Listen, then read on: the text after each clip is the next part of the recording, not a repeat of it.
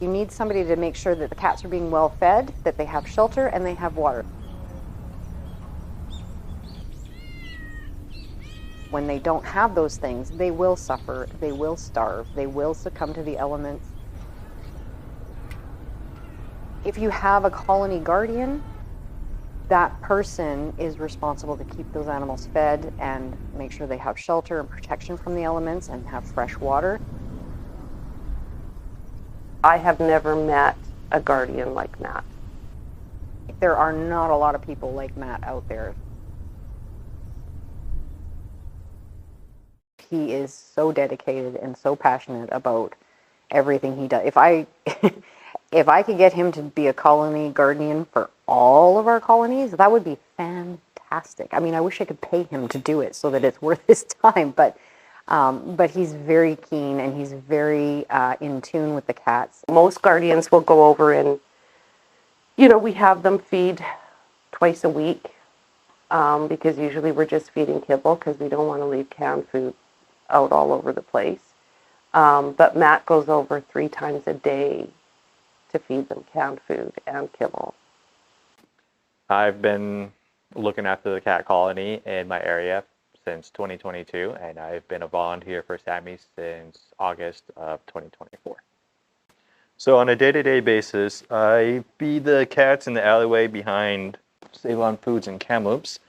I've been doing this for the last 3 years. So daily I go out there and I'll bring out crunchy food, soft food, water, and I put them in the little soup cups and then I put them around the areas just for the cats to go to.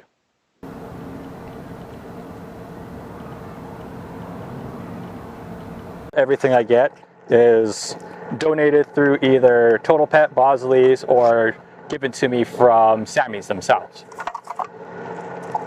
Jen and Julie, they drop off some stuff for me from time to time, or I usually go over and I'll pick some stuff up.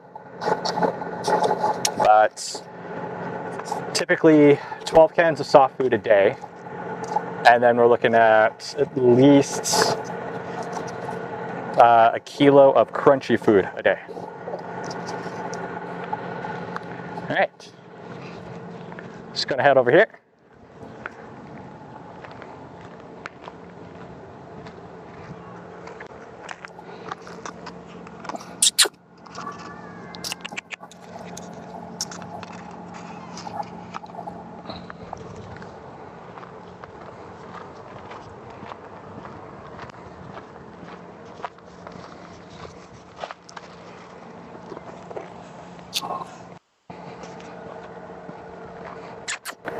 Oh, that's MJ.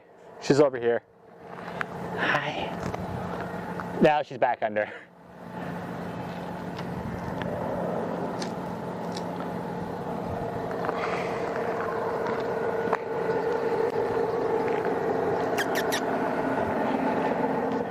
So when I first noticed that there was a bunch of stray cats in the area, it was because I noticed some of them were following me around, some of them were malnourished, some of them were skinny. Jen is amazing with her side of it because she's coming out to drop off food, or Julie, she usually has me one time I went up and met her up at the cat cafe, and it was to pick up a bunch of soft food for the cats. Unfortunately, the kitties were a little picky and decided that they didn't like that food, so I had to go return it. Ugh. Hi, Bluey. Hi. Jen and Julie, they help me a lot, like an insane amount, a lot. Every time that I'm close to running out of food, they come in, they give me the kibble, they give me the soft food, they see if I need anything for the cats, they ask me how they're doing, is there anything new to update.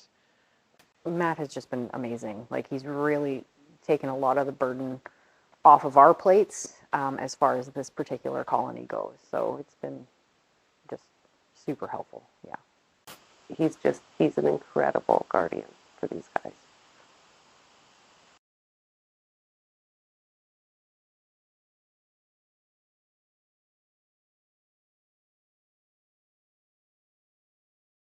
Back in October, end of October, Felix and a handful of other kitties were TNR'd by a different rescue.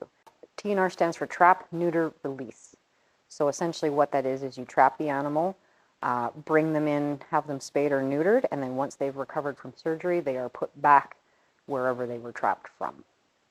About a month after that TNR happened, Matt had let us know that some of these cats were looking pretty sick. They were drooling and they just didn't look good. Their eyes were just goopy and gross and they were just not looking good. And Felix was one of the sickest cats I've ever seen with Khaleesi. With him, we caught him in a drop trap. We brought him into Phases Veterinary Clinic. I did take him up to the vet immediately, and I spent, I don't know, like 9 hours sitting at the emergency vet hospital waiting for answers. But it turned out he had Khaleesi virus. So feline Khaleesi virus is a virus that it's something we actually vaccinate for. It's in our core vaccine that we're giving. It's something that's highly, highly infectious between cats. So if there's one cat in a colony who has it, it's likely that they all will get it or all will be exposed. Unfortunately, with colony cats, especially a disease like that, they're constantly around each other. They share the same food bowls, they share the same water bowls, they groom each other, they sleep with each other, they're by each other, they play with each other. And with the disease that was out there, it was unfortunate that it was going to spread regardless.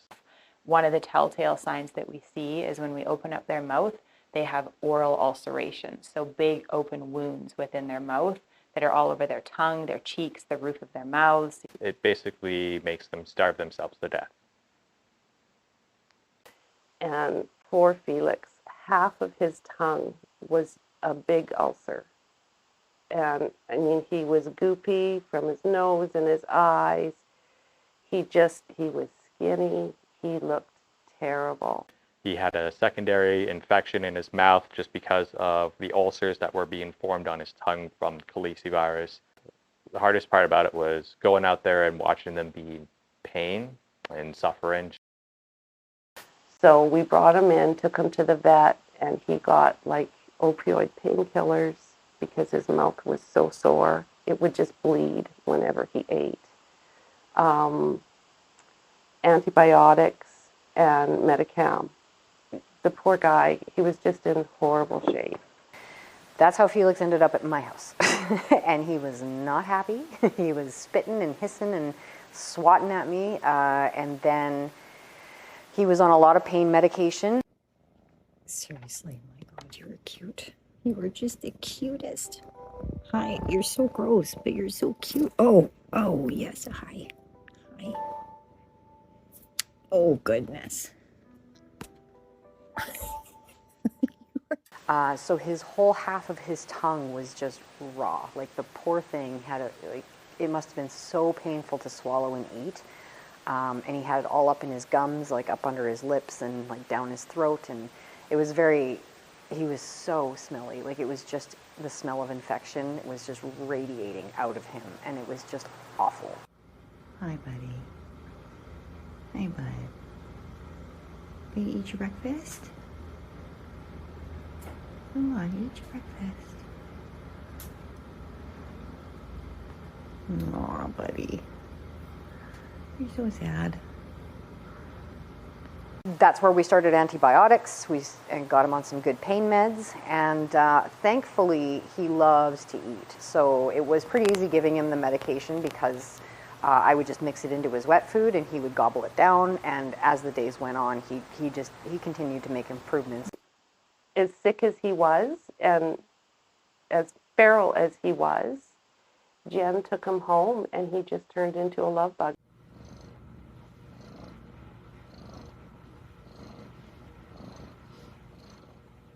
Are you looking at yourself? Hey, who's that guy? Who's that handsome guy? Hey, honey. I don't want your paws in my mouth, thanks. I don't need your paws in my mouth, do I? Oh, buddy. What a good boy. And then all of a sudden he decided that he likes being a house cat. So he's turned into this absolute suck.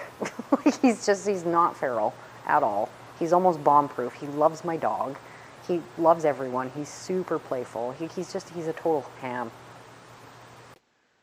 He is thriving. He absolutely loves the indoors. He is a couch potato. He loves his pet dog. He loves his play toys. He loves TV time. He's definitely transformed a lot. Multi-billion-dollar, multinational corporations that own and run this shit. They don't care. He turned into the sweetest cat ever, and he got better, and now he can get adopted.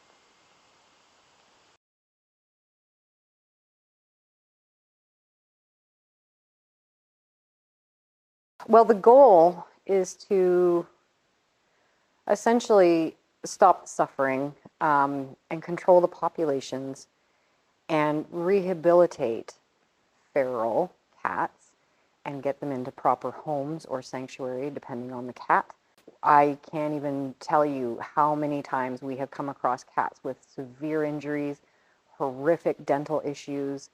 They've been hit by cars, they've been poisoned, they've been electrocuted, or they freeze to death, they do succumb to the elements. And if there isn't somebody to properly care for a colony, these cats just sort of disappear. They are forgotten, and they're just left to survive. And if they die, they die. No one really cares as long as they're out of sight, out of mind. These animals are just stuck out there to suffer, starve, fight, die. What stands out for me the most about Sammy's is that it doesn't matter the age of the cat, it doesn't matter the disease status, it doesn't matter how feral they are. They give every single cat a fair chance. And of course, funding. We always need donations, we need fosters, we need volunteers, we need all of that stuff. It definitely makes me very grateful to know that every animal deserves a second chance, regardless of how they're perceived, whether or not it be as a tomcat, a feral cat, a stray cat, a colony cat, or just a house cat. I definitely want to continue helping out the animals as best as I possibly can.